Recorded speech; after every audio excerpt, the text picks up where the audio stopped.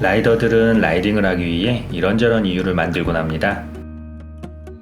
대부분 라이딩을 합리화시키기 위한 이유에 불과하지만 가끔 기대 이상의 만족스러운 라이딩이 되기도 합니다. 이번 여행은 청송으로 떠난 여행입니다. 청송은 울진 영양과 더불어 오지 중 하나입니다. 청송하면 떠오르는 것은 대개 주황산과 주산지 그리고 얼음골 정도인데, 주황산은 설악산처럼 길이 관통된 것도 아니니 라이딩하며 즐기기엔 조금 아쉽습니다. 하지만 청송은 유네스코 세계지질공원으로 달리며 구경할 수 있는 아름다운 풍경이 많아 라이딩하기 제격인 곳 중 하나입니다. 특별히 지질학에 대한 식견이 없더라도 별 상관은 없습니다. 아름다운 풍경엔 별다른 지식이 필요 없기 때문입니다. 안동에서 주유 기룡산을 넘습니다. 본래대로라면 임하면을 가로지르는 35국도로 가는 게 빠르지만 산중으로 나 있는 길을 달리면 종종 멋진 풍경을 볼 수 있기 때문에 가끔 돌아가기도 합니다.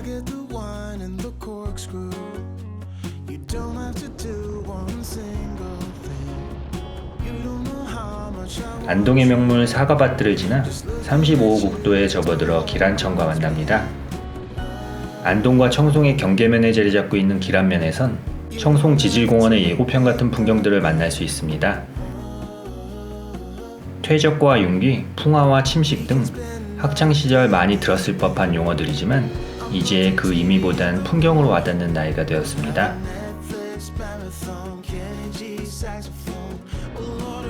기란천 단해를 구경하고 기란천 따라 청송으로 향합니다. 한적한 천변길을 따라 달리다 보면 옆으로 점점 풍경이 예사롭지 않아짐을 느낄 수 있습니다. 물론 날씨가 좋아서일 수도 있지만 분명 그 외에 다른 것이 있습니다. 그렇게 약간의 감탄을 안고 달리다 보면 청송군 안덕면에 다다릅니다.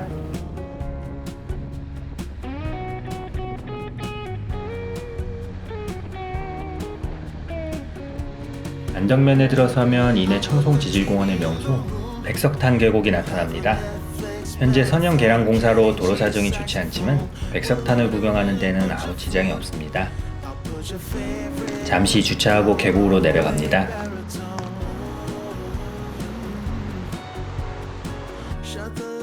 청송지질공원의 명소 중 하나이자 신성계곡의 정수로 꼽히는 백석탄은 오면서 본 풍경들 가지고 왜 호들갑이냐고 핀잔이라도 주는 듯한 풍경입니다. 시작부터 이런 아름다운 풍경을 만나면 남은 여행이 느슨해져 버려 조금 걱정되긴 하지만 쓸데없는 걱정보단 지금 이 풍경을 즐기는 게 우선 같습니다. 백석탄은 하얀 돌이 반짝거리는 개울이라는 뜻입니다. 굳이 설명문을 읽어보지 않아도 풍경을 보는 순간 아하는 탄성과 함께 깨닫게 됩니다. 헤아리기 어려울 정도의 시간을 통해 자연이 빚어놓은 이런 풍경 앞에 서면 인간은 겸손해질 수밖에 없습니다. 여행을 많이 하는 사람들이 점점 유해져 가는 것도 그런 연유가 아닐까 싶기도 합니다.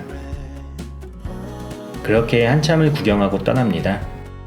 청송여행은 이곳 풍경 하나로도 충분히 만족스럽지만 그렇다고 되돌아갈 수는 없습니다. 기란천 따라 내려갑니다.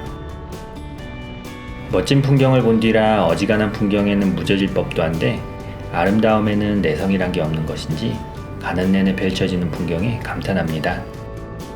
청송이 이렇게 좋은 곳이었나 속으로 되물으며 달립니다.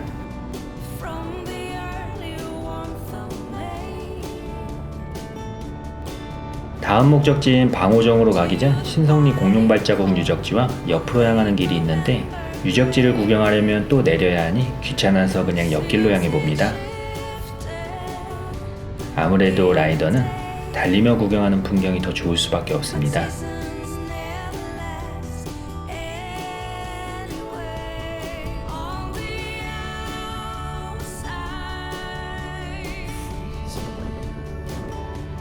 기란천 옆으로 병풍처럼 둘러진 단해 풍경이 멋집니다.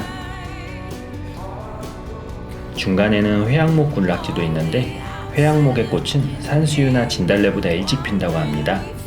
라이더에겐 조금 낯선 꽃입니다.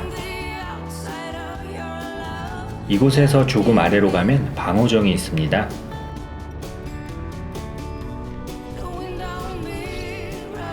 강원도에서 흔히 볼 수 있는 감익공유하천 옆 퇴적층 위에 세워진 정자는 지질명소와 문화재가 어우러진 절묘한 풍경입니다.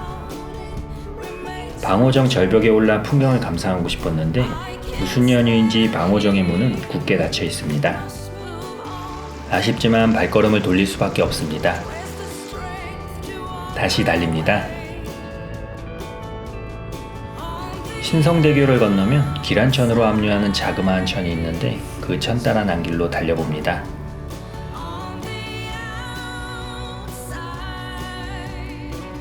큰 볼거리는 없지만 기왕 들어온 거 커다란 나무 아래 잠시 쉬어갑니다. 요새는 나무 그늘 아래 앉으면 쉰다는 말이 무엇인지 깨달을 수 있는 때입니다. 적당히 쉬고 간식도 먹었으니 다시 달립니다. 꼬불꼬불 삼재형 고개를 넘어 얼음골로 향합니다. 이 삼재형 고개도 조만간 터널이 뚫리면 라이더들이나 찾는 그런 길이 될 것 같습니다.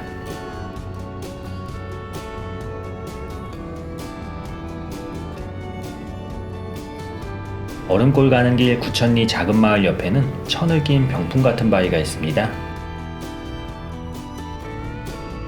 생긴 모습 그대로 이름을 따와 병풍바위라 불리는 이곳도 지질명소 중 하나입니다.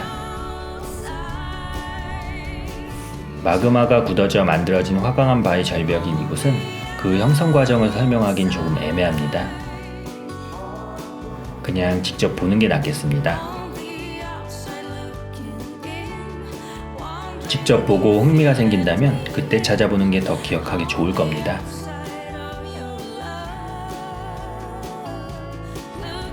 다시 달려 얼음골로 향합니다.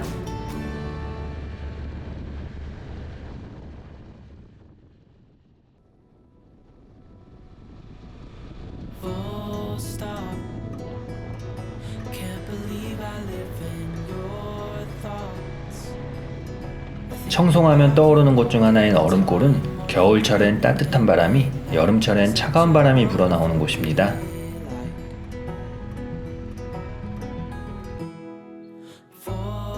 수직절벽에서 흘러내리는 폭포는 인공적으로 조성한 폭포이지만 매우 조화로워 위화감을 불러일으키지 않는 풍경입니다.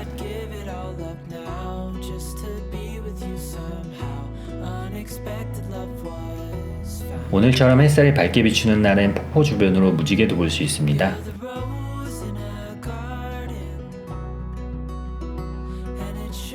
옆에는 약수터도 있으니 물이 다 떨어진 라이더라면 잠시 쉬어가며 목을 축이는 것도 좋겠습니다. 갑자기 웬 계곡으로 화면이 바뀌느냐 의아하겠지만 얼음골에서 이곳까지 오는 동안 카메라를 안 켰나 봅니다. 얼음골에서 옥계유원지 방향으로 약 6km 정도 달리면 옆으로 빠지는 좁은 길이 있는데 그곳에 있는 심영도 계곡이라는 곳입니다. 오는 길 영상이 없긴 하지만 맑은 물과 집채만한 바위가 어우러진 이곳의 풍경도 참 인상적입니다. 그 길 따라 하옥계곡 방향으로 올라봅니다. 평탄한 길은 이내에 비포장길로 바뀝니다.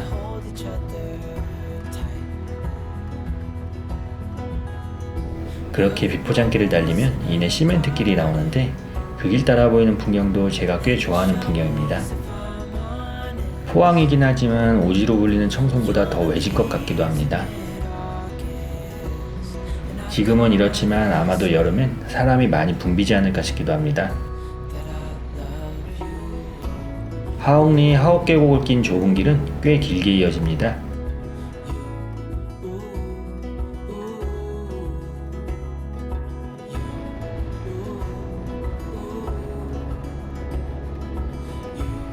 (10km) 넘게 이어진 길은 나름 괜찮은 길이지만 중간에 조금 안 좋은 비포장길이 있어 초심자라면 심영도 계곡 정도만 구경하고 돌아가는 게 낫겠습니다.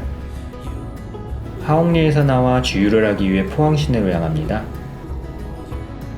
가는 길 이제 특별히 구경할 곳은 정하지 않아 남는 시간 임도로 향해 봅니다.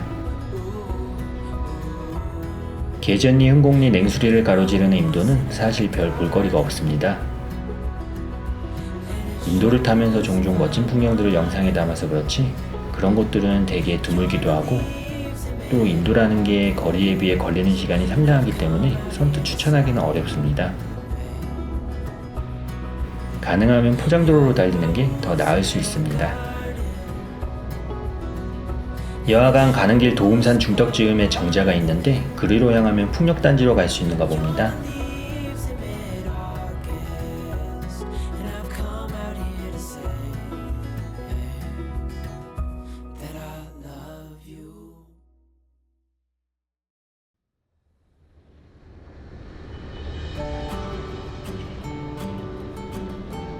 다섯 시 반이라 시간이 많진 않지만 여기까지 왔으니 그냥 한번 가봅니다.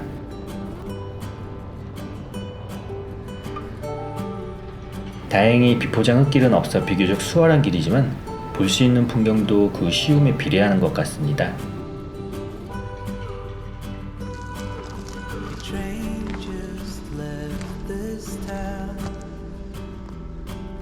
안내판에 있던 전망대라는 게 이건 아니겠지 하고 더 가보지만 딱히 전망이 더 좋은 곳은 없습니다.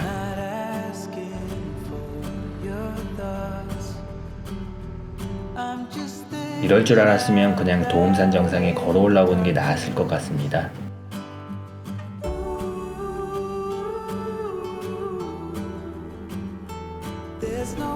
시내로 향합니다. 풍력단지를 구경한 덕분에 시간이 많이 지났습니다. 주유 후 바다를 구경하고 마지막으로 이가리닷 전망대를 볼 생각이었는데 왠지 어려울 것 같습니다.